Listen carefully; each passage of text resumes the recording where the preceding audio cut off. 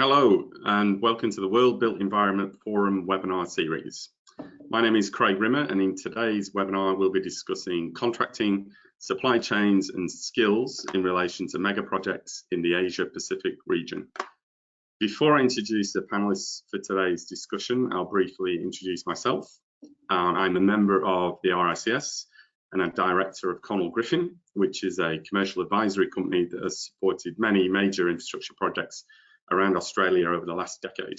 I have over 20 years experience providing commercial and contract advisory services in the UK, the UAE and Australia for both contractor and client organisations. I trained as a quantity surveyor in the UK and supplemented my experience with a Masters in Construction Law and Dispute Resolution. During my career, I've mainly been involved in commercial management, claims management and dispute avoidance and resolution. So in recent years, I've been lucky enough to be involved in numerous city shaping transport projects here in Sydney, which has been a great experience. Now for the panelists who will introduce themselves individually. We have Marc Allen of RPS in Australia. We have Liam Bray of Turner & Townsend in Singapore. We have Ameya Gumaste from Linesight, India, Soba Rane from Vedic Consulting Solutions and Estrial Solutions. So if you wouldn't mind giving us a brief introduction, everyone will start with Marc, if that's okay. Good morning, good afternoon or good evening to everybody. My name is Marc Allen. I'm a chartered quantity surveyor and have been for about 30 years or so now. I'm originally from the UK and moved out to Australia in 2008. I am a director and the national service line lead for the commercial advisory service line for RPS Australia. We're owned by an American company called Tetra Tech, but I basically look after the advisory business from a commercial perspective. I seem to have got myself very much involved in rail projects in Australia, and particularly large mega projects, which started in the UK with projects like Heathrow Express and the Channel Tunnel Rail Link, and have moved on to major infrastructure mega projects in Australia, and the likes of Inland Rail and Melbourne Airport Rail and the Level Crossings Removal Project. It's a pleasure to be here, and I look forward to a good discussion during the course of the next hour. Thank you, Marc. Come across to Liam. That's okay, Liam. Brilliant. Thanks, Craig. Hi, everyone. Liam Bray, Head of Portfolio Management and Advisory for Asia. I've been based out in Singapore for the past 5 years. Similar to Marc, I also come from the UK. A mix of experience from myself across both infrastructure and real estate. A lot of focus around procurement, supply chain strategy, setup, and building strategic frameworks, and also setting up alliancing arrangements. Since joining in Singapore, Turner & Townsend 5 years ago, main focus has been in real estate, but we also work in a very large number of infrastructure projects, not just Singapore, obviously, but across the region. Thank you very much. Excellent, thank you, Liam. We'll go to Soba now, next, please. Yeah. Good evening and good afternoon to everyone. I'm very happy to be part of this panel, and I'm based in India and based in Bangalore. And my experience of 25 years is mixed into cost management consultancy. Coming back to the technology, so currently I'm concentrating into cost, BIM and carbon between two of my companies. I'm very happy to share my experience between sustainability, skill development, contracts in this panel. Thank you so much. Thank you. And finally, Ameya. Well, hi all. My name is Ameya Gumaste. I'm Executive Director and Country Head for Linesight India. Well, Linesight is an independent global consultancy practice. We offer cost management and project program management. I run the India business for Linesight. I've been kind of working in India and around the world for last 27, 28 years now, working with global consultancy companies. Okay, I look forward for sharing my kind of thoughts and whatever little information I have in our region in this panel. I'm a fellow of RICS. Back to you, Craig. Thank you. Excellent. Thank you. So today we've got over 300 registrations from over 45 countries actually on the webinar, which is a great turnout. So please do submit questions to our panels. It really helps bring that conversation to life. If you're new to these webinars, you should be able to see you can submit questions at any time using the question box on your screen. We'll try and pick up as many as we can as we go through the session. So just to get us started, I suppose, what is a mega project? I trawled the internet and of course landed on a Wikipedia page, as always, that points you in the direction of an extract from the Oxford Handbook of Mega Project Management by Bent Flubig. I hope I get his name right. This is a few years old now, but still very relevant, and it says basically that mega projects are large-scale, complex ventures that typically cost $1 billion US or more, take many years to develop and build, involve multiple public and private stakeholders, are transformational and impact millions of people. They are a completely different breed of project in terms of their objectives, lead times, complexity, and stakeholder involvement.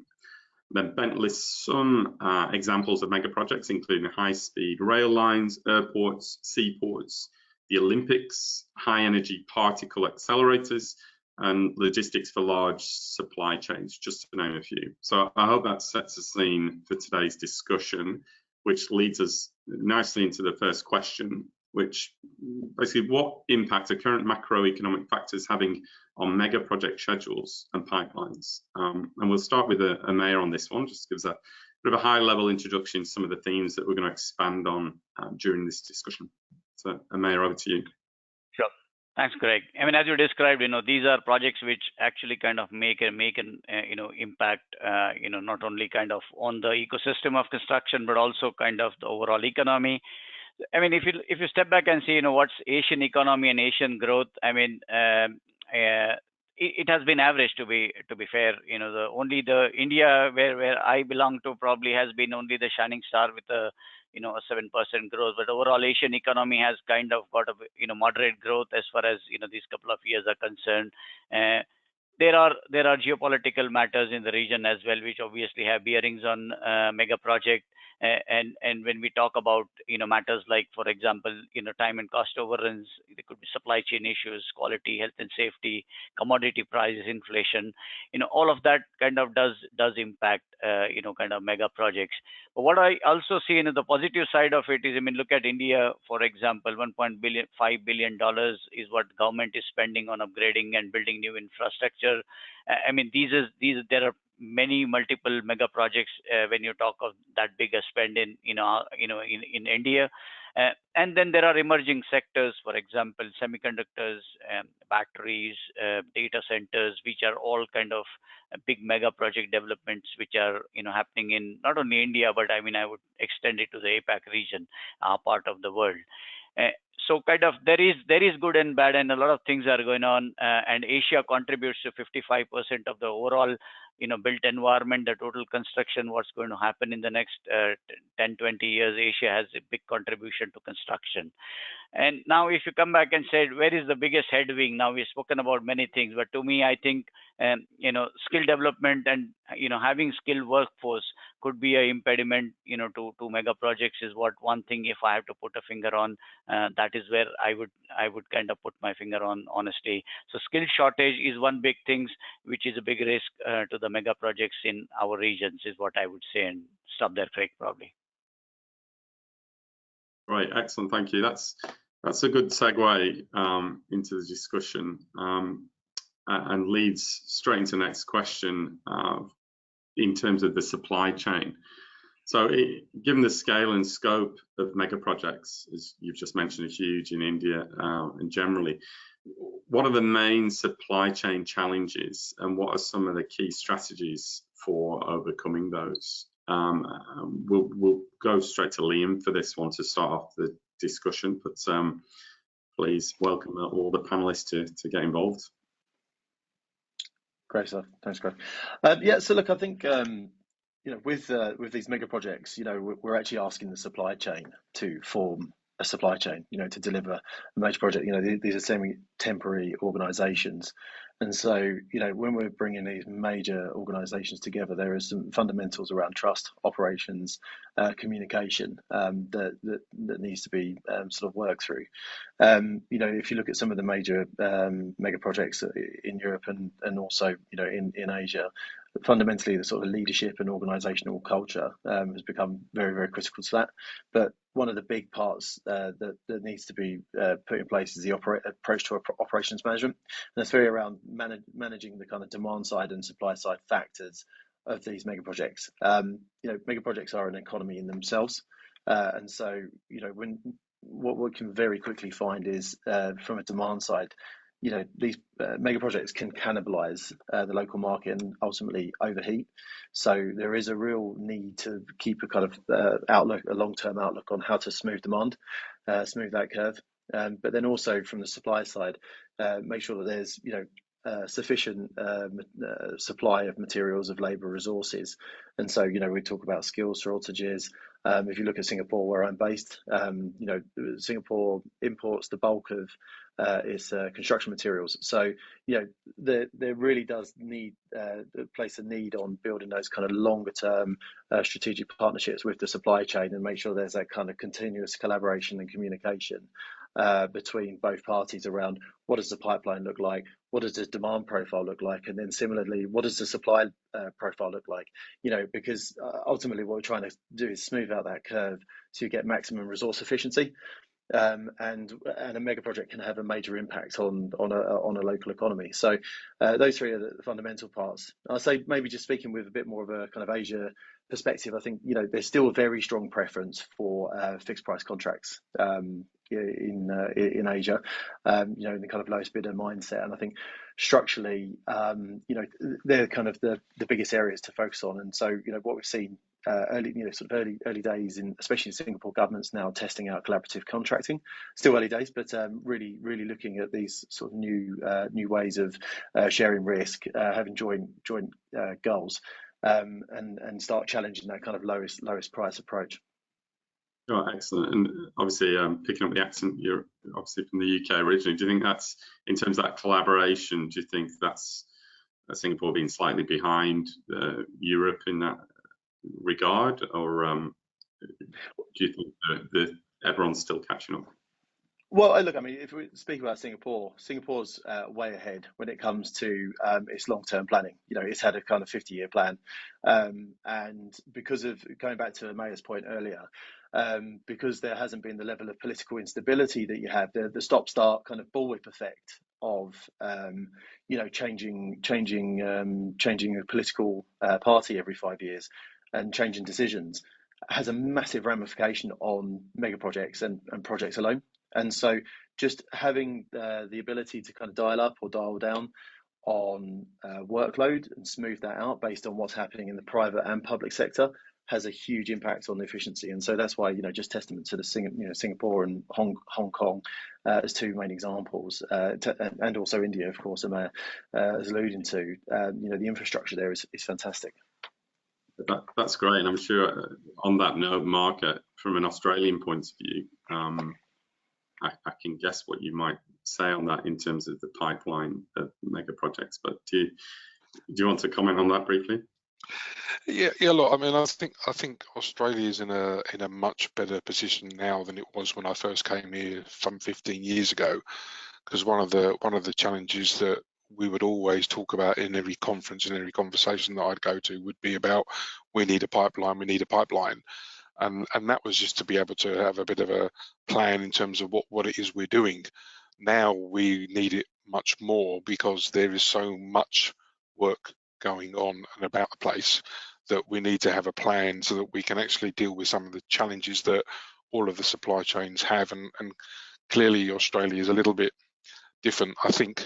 I mean, you might disagree, but Australia's basically in the middle of nowhere, and a long way from the rest of the world, and we have our own struggles in bringing in materials that we require from Europe and Asia and then everywhere else. But one of the points, actually, a couple of points actually I was quite interested on what Liam said was one, and I think if I got this right, Liam, you talked about your supply chains get supply chains.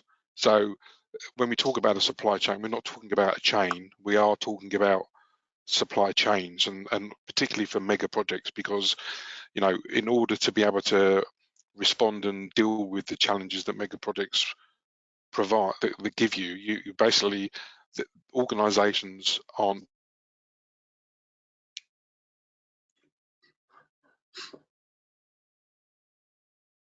big enough to be able to rise, and therefore they have to team up with other big organizations, and then you end up getting lots of organizations partnering together to be able to deal with these big projects. So and then you pile on the other things, and those other things we're probably going to talk about. But I thought, again, what you said, Liam, is interesting about how Asia's tends to focus on fixed price contracts, where for me, in my experience, we're very much trying to move away from fixed price contracts to try and help the private sector deal with these material price fluctuations and everything, which we'll probably talk about as we go through the rest of the questions. But yeah, so it's all very interesting. But I am keen to hear how Singapore and India and anyone that's got questions around how things are in the UK compared to how some of the challenges that we have here, Craig, as you rightly said. Yeah, it'd be interesting to hear. It's a while since I've been working in the UK to understand what the current issues. But from an Indian point of view, Soba, do you give you the opportunity to have the last say on the matter from this group, if you've got any words of wisdom?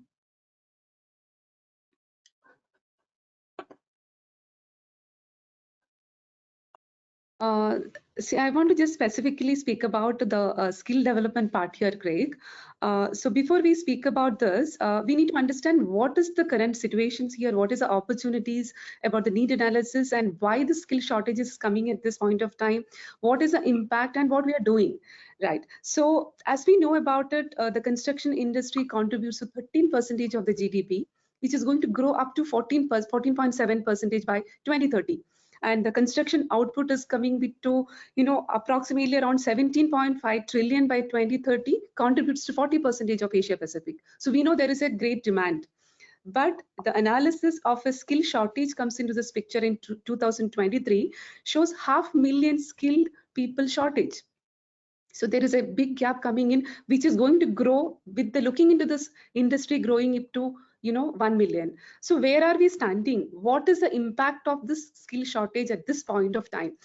So basically, if we come back to this, is 3 aspects for a construction project success: is cost, quality, and time, and which is directly connected to the skill of the resources completely. So when we look into this cost completely, 30%, 35% is coming back as a labor. So imagine the impact of the skill labor shortage coming back to the cost of the completion of this project from end to end. So basically what happens is like increased labor cost is coming up to this picture, quality and safety concerns are coming in and affecting every aspect of the construction. So this is the main impact we are looking at. But which is the area it is impacting? If you're looking back into the skill labor part, it can be not only merely we speak about the engineering side of that. It can definitely from the skill trade to the project managers to quantity surveys to end to end. Coming back, as we know about the sustainability is coming as a major factor into the construction industry, the people with the knowledge of the sustainability or energy management, that is also major skill resources shortage coming at this point of time.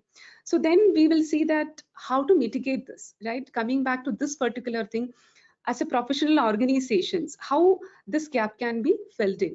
So I have to just speak about what we are doing currently with RICS in India. That will be very interesting to speak about it, because we could work along with one of the state in India which contributes to 4% of the population, coming back to 96% of literacy.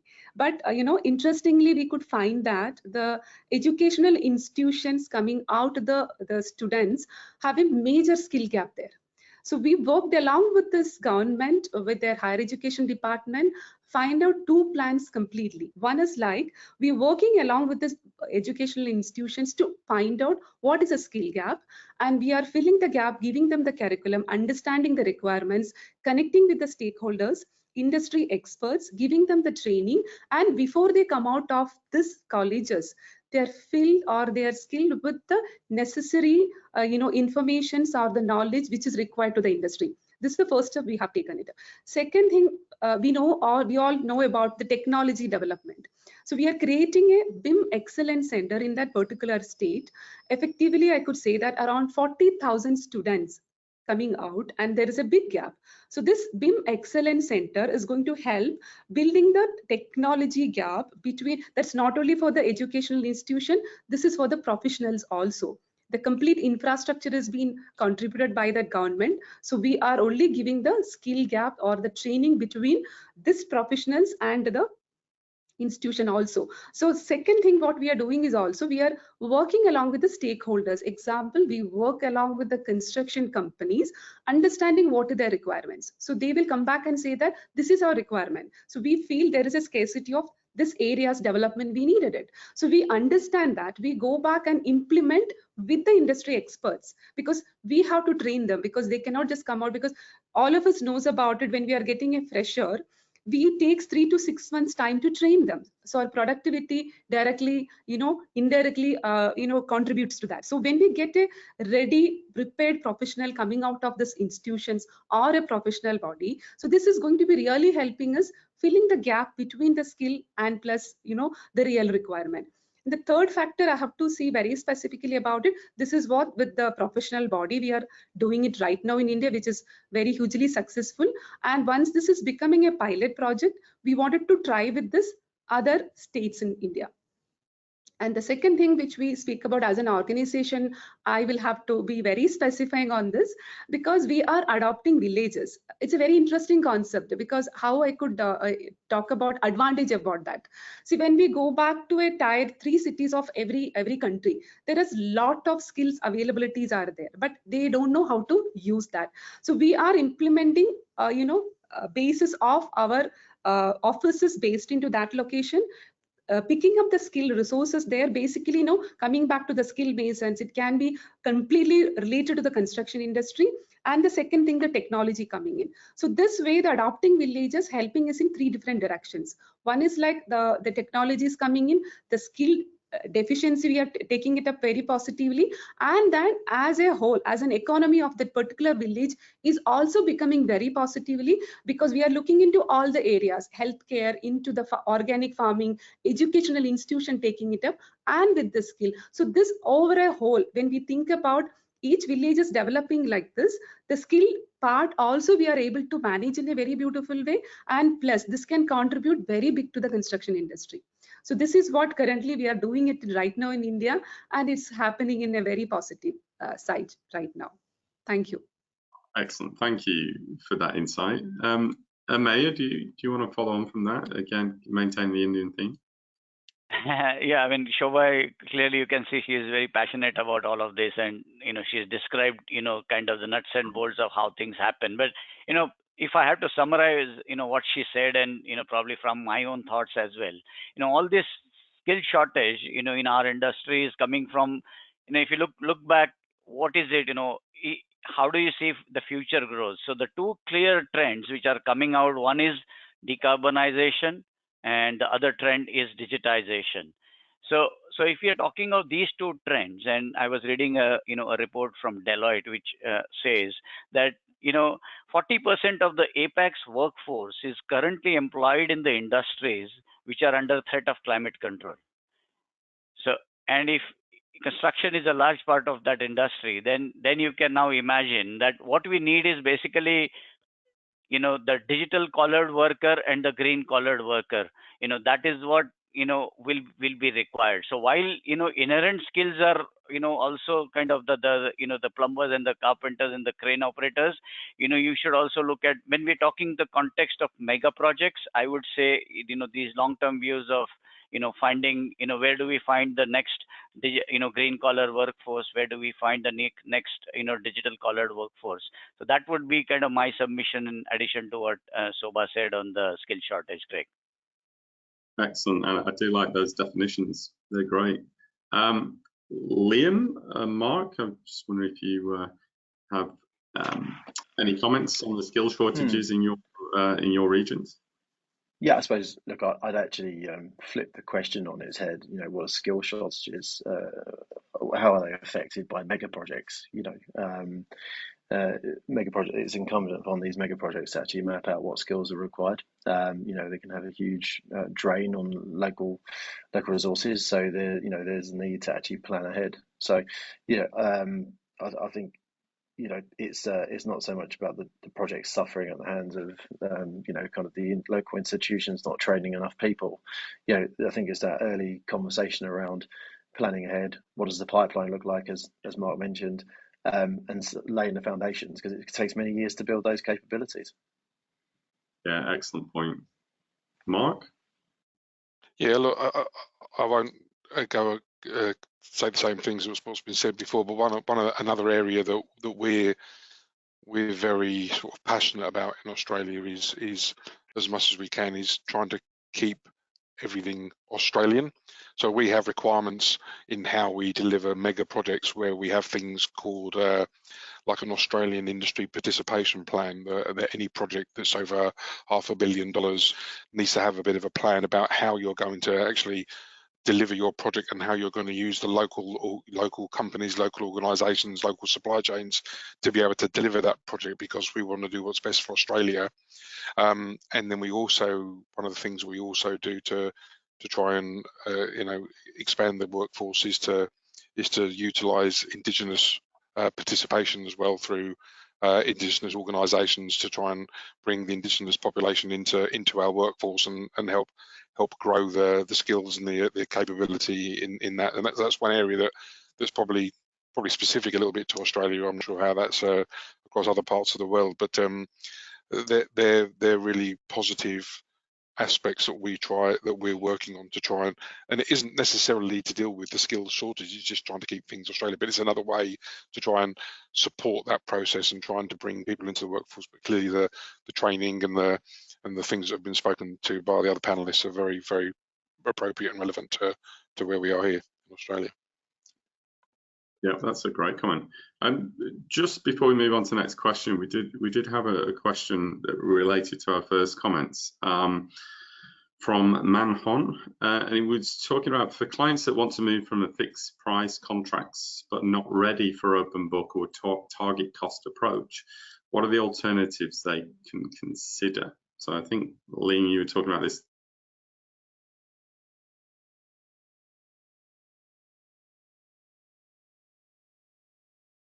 Hello, sorry, Greg, can you hear me? Sorry, Greg, I think you went on mute, so I didn't quite catch that. Yeah, we've lost you, Craig. I think you're on mute, Craig. Yeah, we've lost you, mate. I've seen the question and I've heard the question. If people can hear me, I'm happy to give it a go. I'm also can you hear Marc? Wonderful. I'm gonna sort of cover it off in a further question, but there are steps that you can take. I mean, and we will probably talk about collaborative contracts a little bit further down the line. But I guess if there's a reluctance in the region where you are, Manhon, one of the things that I would suggest that you look at is that fluctuations in price aren't necessarily across every aspect of cost.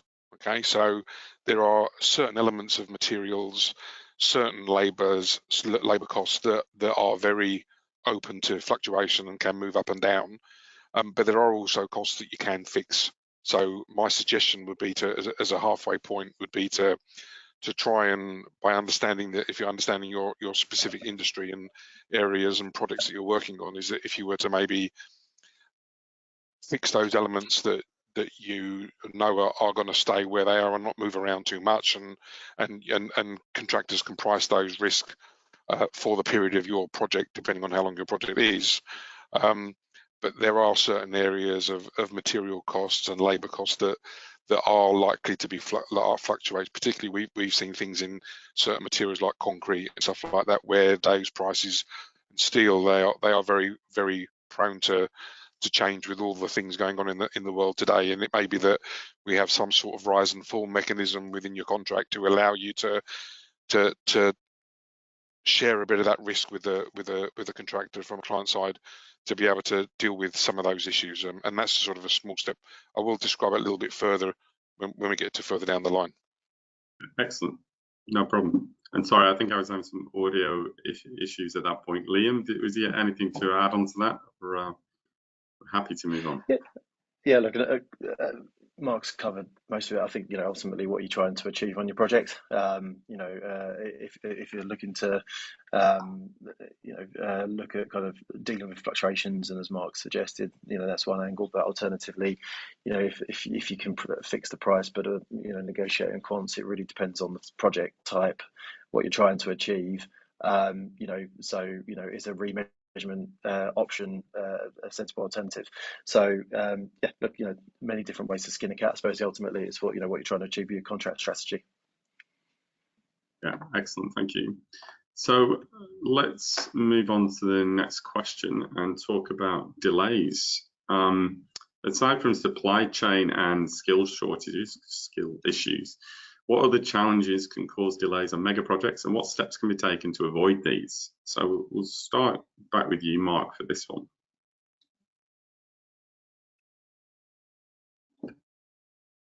Cool. I'm going to take myself off mute. I'm just going to open up something for discussion. I think there are particularly for here in Australia, there are 4 other areas that I can think of off the top of my head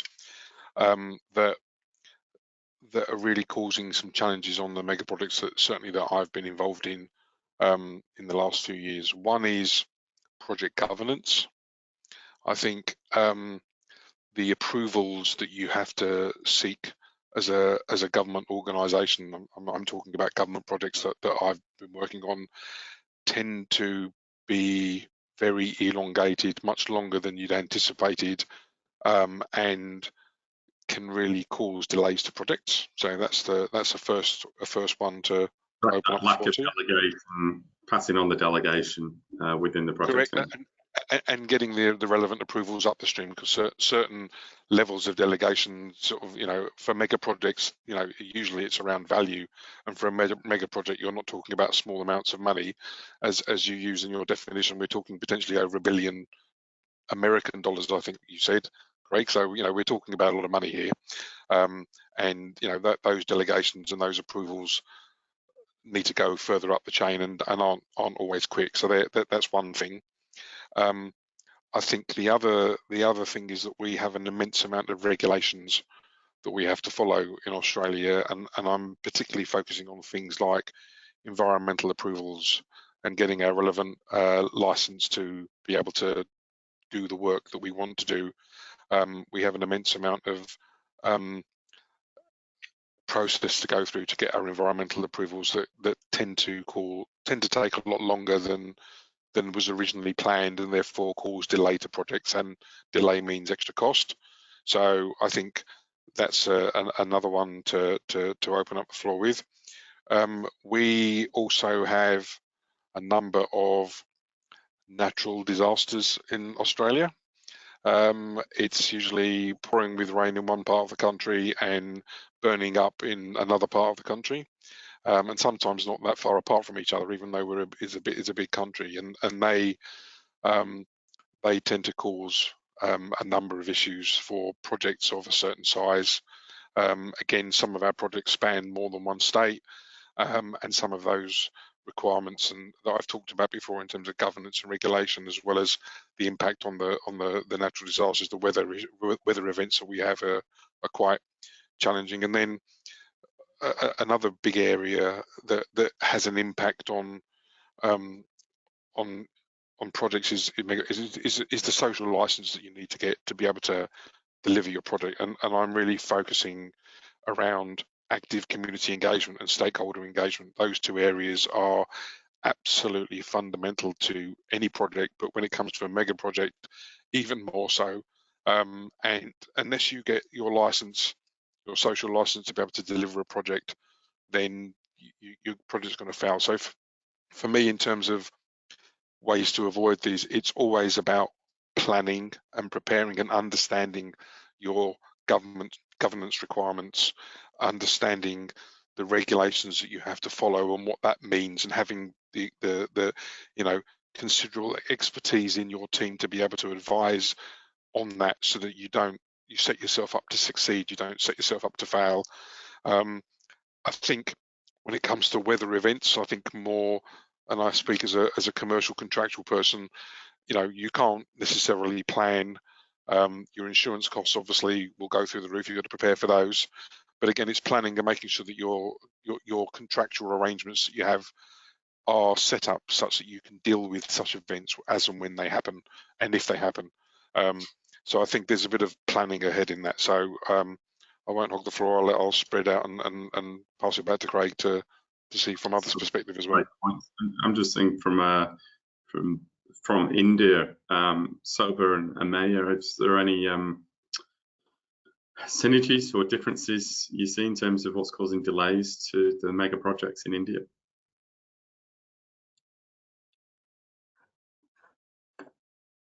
Okay, see the sustainability factor, if you are currently looking at the main, our industry, we look into the construction industry, which contributes to, you know, about around 60% of the natural material extractions and 38% of the carbon emissions. So out of the 30 carbon emissions. Delay side of things, SOBA, in this one. We'll just round off the delay question first. Yeah. Okay, so I will come back. Those causes of delays on mega projects in India, if you see any similarities with what Marc's just mentioned in Australia. So when we come back to the delay analysis, especially on this, as we know about it, the main supply chain factors is becoming a major issue because of the long lead items coming into this picture. They're taking a lot of time, which is definitely affecting the, you know, the output of the projects completely. So this is one of the main factors which we are facing at this point of time. And the resources analysis at this point of time, like, you know, contributing to 3 areas of that, the cost, quality, and the time factors. So this is the major impact on the supply chain. So which we are addressing in the major projects end to end, because most of the projects, if you look into this, the long lead items are creating the major time impact on our deliverables, and which is indirectly, directly, actually speaking, the contract disputes are coming up because of the major issues. And we know about this basically when we come into the arbitrations, because we have an arbitration panel coming up in India, because basically we know that the construction industry is facing this kind of a major issues here. That is what currently the India facing at this point of time. I mean, if I can, Craig, add to what SOBA said, you know, like, again, permitting is, you know, complicated. Land acquisition, you know, when we talk of major projects and projects which are kind of infrastructure and, you know, involvement of large land acquisitions, you know, that causes delay. You know, cash flow management is another big thing, you know, so mega projects are, you know, and then, you know, the government of India's, you know, own website will tell you that, you know, close to 90% projects are either cost or time overrun. I mean, the reasons for all this, you know, one of the important things which people lose sight of is the cash flow management, and that probably, you know, brings, because major programs and big projects need funding commitments, and not only funding commitments, but the fund should actually flow, you know, to match the, you know, the progress of the work. So cash flow management is a big thing, and we have seen projects stalled, and probably this is not India, around the world, I would say that cash flows, you know, do disrupt, you know, the project progress. I mean, there are, you know, as SOBA said, arbitration, there are issues of, you know, insolvency, bankruptcy, and all those things are there. But the other thing which happens probably in our part of the regions is, you know, we are very much, you know, fascinated with changes. So we keep on changing, and, you know, sometimes there are good reasons, but many times there are reasons which probably could be avoided and managed. So if we go back, you know, again and again and make changes, then all these changes have a time and, you know, cost impact, isn't it?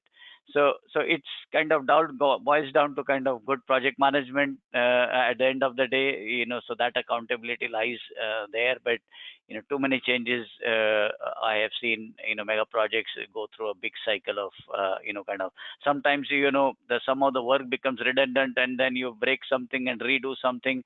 All this is very much avoidable, and it tends to happen on big mega projects even now. And that's no difference. I'll speak for Marc in that. From an Australian point of view, definitely change is a huge impact, can have huge implications on mega projects. in terms of the quality of design, or just clients changing their mind on the end product, it can have a huge implications on the timing of these mega projects.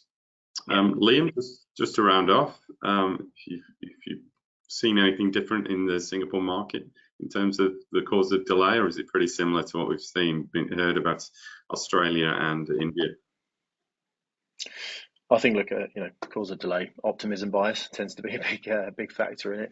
But I think, I suppose, a comparison is just working within capabilities and expectations. I think this drive for innovation, the drive for digitization, can at times overcomplicate some of these projects, and or developing skills that are actually beyond what currently exists, or technologies that goes beyond what's currently readily available. And I think what you see in Asia quite frequently is projects get delivered more successfully because they tend to adopt more readily available technologies. And so it's obviously it's a bit of a contrast. Some I think ultimately we see projects in Singapore especially that have been planned for multiple years, still pushing the dial. But I think the biggest impact is if you're trying to innovate too much, it can result in some delays. And I think we've seen that in a number of mega projects globally. That's a great insight. But it's a balancing act effectively between using the tried and tested old methods against innovative new technologies, which makes sense. We are a slow industry on our uptake of these things, but you're right, sometimes there is some benefits in using the tried and tested methods to build our projects. Excellent. We'll move on to the next question, which talks to material inflation and rising costs of labour. So with mega projects running over many years and being delayed, as we've just discussed, how can construction companies manage material inflation and rising labour costs to reduce the risk of cost overruns? I think we'll start with Marc on this one, if you don't mind. Might be a bit controversial here, because I think the answer to that is that they can't. and they can't potentially on their own, I think is what I'm going to say.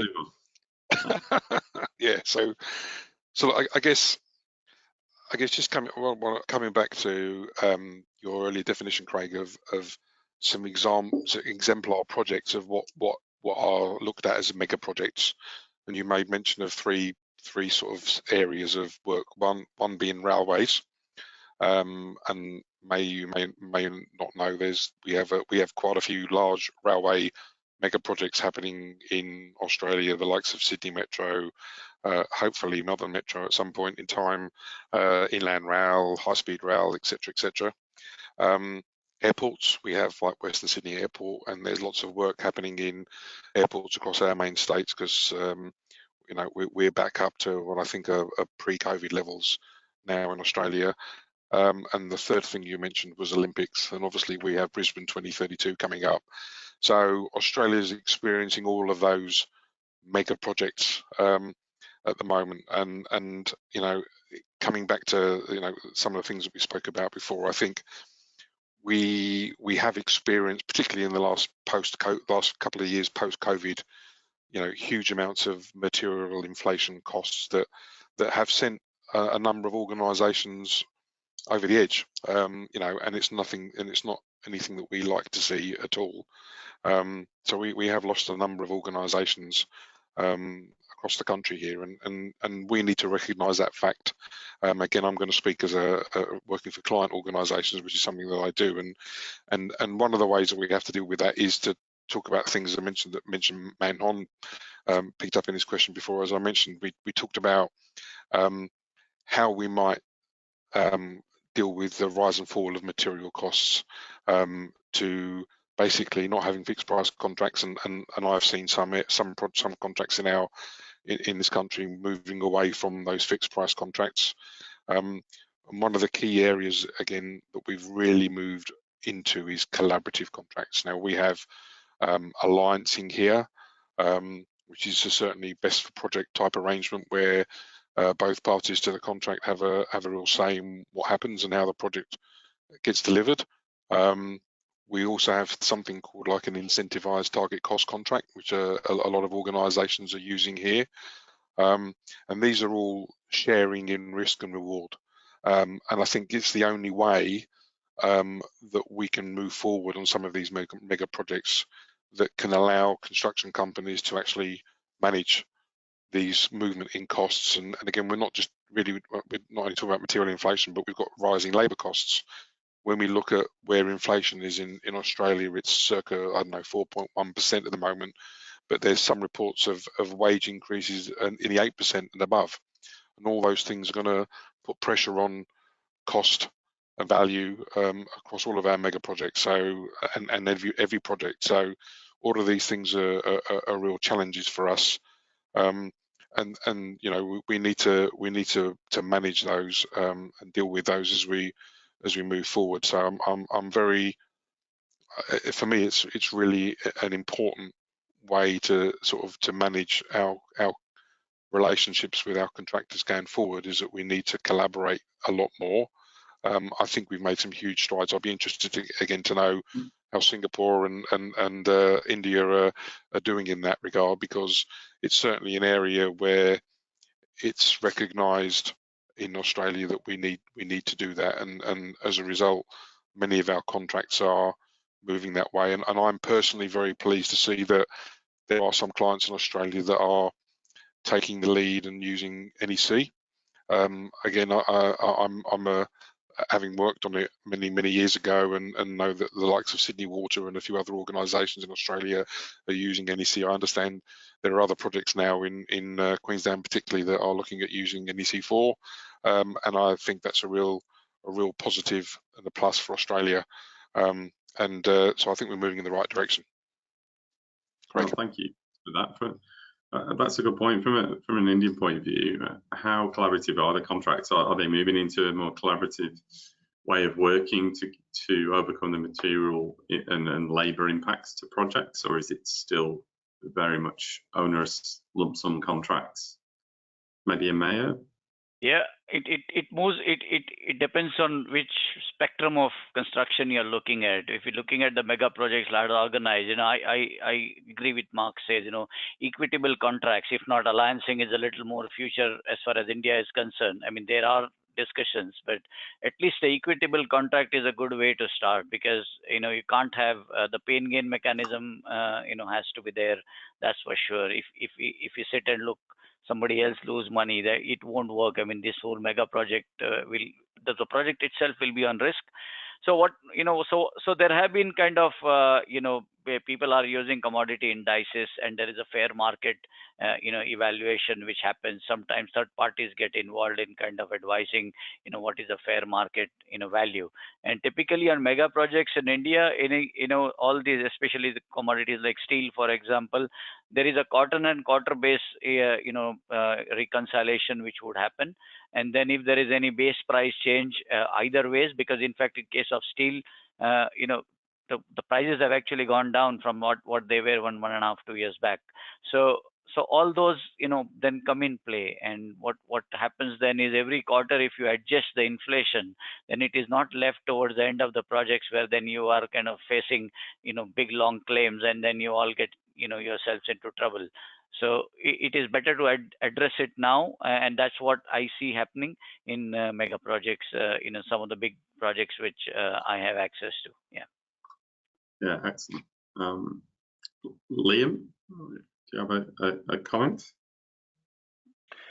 Yeah, I think just principally, you know, the question really kind of boils down to what extent do sort of major government or major bodies want to actually have organisational augmentation? You know, it can be heavily affected by their kind of approach to capital costs as well. And you know, if you compare maybe just using Singapore, which is, you know, has got a very long-term plan.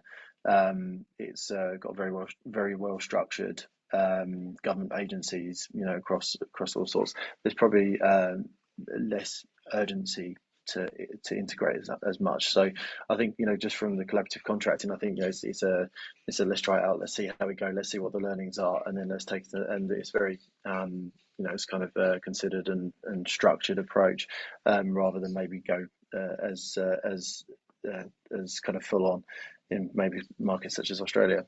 But just coming back to the question, I'll say just on kind of managing material inflation, as Marc said, you know, it's not really, you know, get your crystal ball situation, but I think the move towards digitization, you know, it's become a bit of a dirty word using talking about BIM these days, but fundamentally designing in digital, accessing the volumes and the materials that are required and forecasting that. So, you know, not just the cash flow forecast, but the volumes of materials that are required and when they're required, can certainly help to smooth out that kind of the peakiness. And you know, if you look at the work that, say, in the UK, the Infrastructure and Projects Authority are looking at is around, you know, how can you control those volumes. Similarly, that's probably, you know, one of the best contributors to trying to smooth out or, you know, avoid peakiness in or creating inflation and overheating in your market. Oh, excellent, thank you. That's very insightful, Liam. I'm just conscious of time. We've got a couple of questions left to squeeze in. We did want to talk about sustainability. How is sustainability being incorporated into mega projects? And Soba, we'll go to you first. I think I have already started the subject some time back. So as we know about it, our industry is the major contribution for the carbon emissions in the worldwide. So we have to look back into the way where we have to mitigate this risk at this point of time. So looking into 39%, which I've told, 28% contribute to, you know, operational carbon, 11% come back to embedded carbon. So we need to track the cost along with this carbon from the concept stage till the completion. That will definitely help us in, you know, tracking the sustainability parameters from the beginning till end of the project. It is not the requirement once you finalize your tender or you come to a construction stage looking back into the sustainable materials. That's not going to help anybody. So I just wanted to give an example what we are doing here, then elaborate on what is the issues and the problems at this point of time. So we have taken up a projects which I've told earlier also, the cost, BIM and carbon. So the connections between these three areas is very much important, because as a technology, the BIM is helping us, as Mr. Liam was talking about, the material, you know, calculation, waste reduction. So we are creating our model from the concept stage. Before we think about the projects, we know the materials have to go inside, and including the number of the bricks to be used it, or even the number of cement bags to be used it, it's part of my the model. So what happens is, like, the beginning of the concept stages, using the sustainable materials, tracking the cost between the concept, coming back to the DD, design development, to the tendering stage, there is no repetition, there is no waste reduction for me, because I'm 100% clear about what I am going to buy it or how I am going to use it, basic planning of WBS. So this is effectively helping us in managing the cost. Okay, again, coming back to this carbon emission tracking, which is really helping us with the EPD materials available. So one thing, coming back to the challenges, I have to very specifically talk here about, because as an India primitive, we are working towards sustainability. Most of the manufacturing materials based in India does not have the right EPDs. So that is one of the challenges which we are facing right now. So one solutions we could find right now. So we are creating a database. Very interestingly, so we are working along with this manufacturers, understanding about APD. Some of the products coming outside from India, naturally they will have their APDs, but the natural material which is available in India, we are working towards creating the database, including the APDs. So which will help us in tracking the materials which we don't know about it. And then this can help worldwide. Okay, there are materials available. So one of the case study which we have taken, we went back to the very basic, the block of the material which can be taken from the earth. So which is very sustainable, which can be reused it, which is environment friendly. So we went back to that stages so that we can implement that into that particular project, which can help us in complete reduction of the carbon across at the end of the project.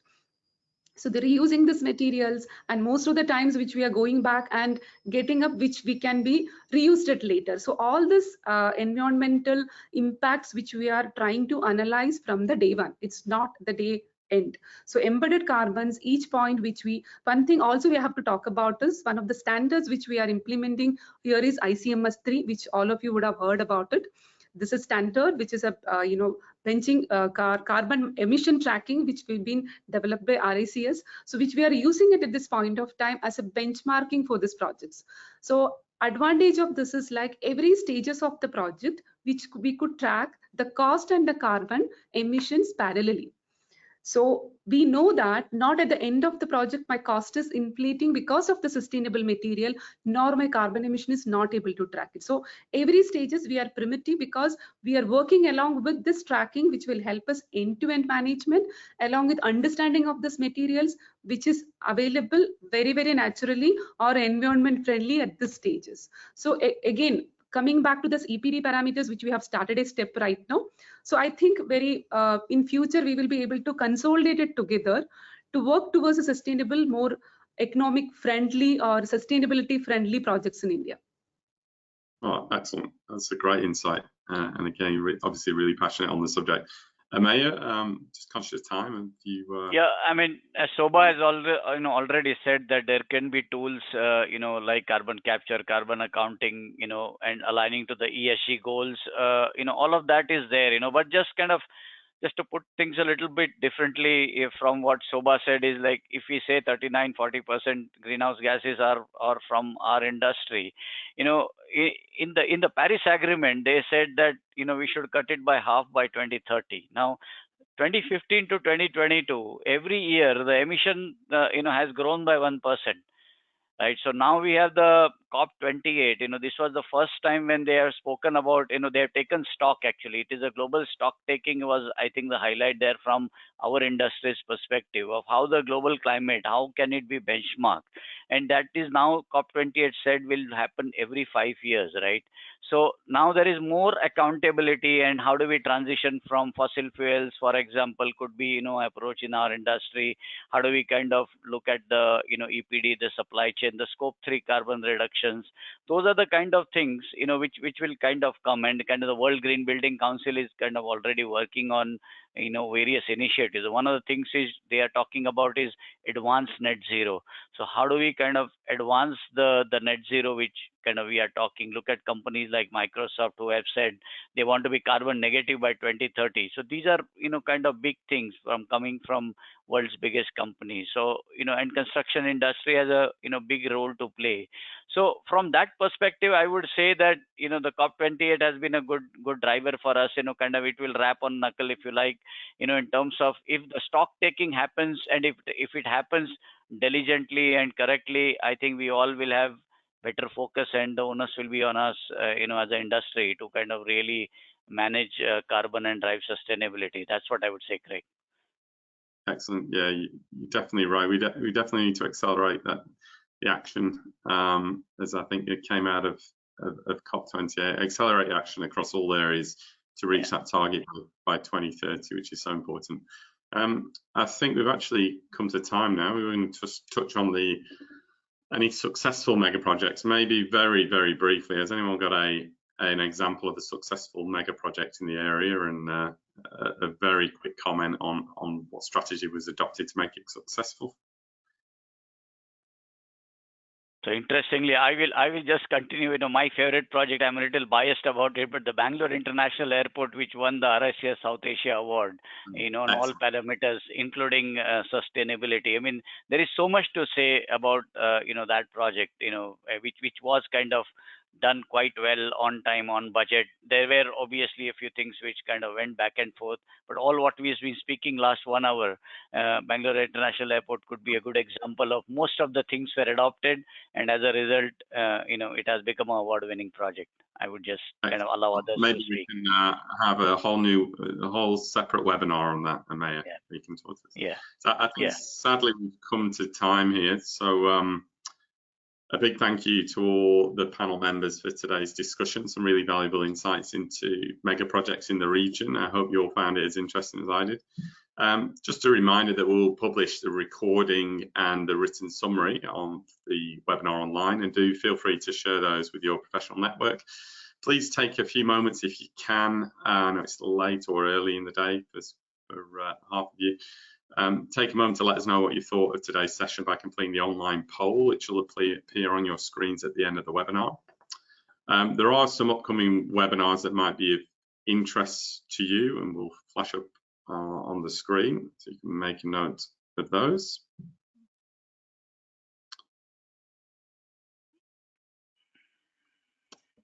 Megatrends, so exploring the issues that will define the world for decades and generations to come. So please check out rics.org/WBEF for further details.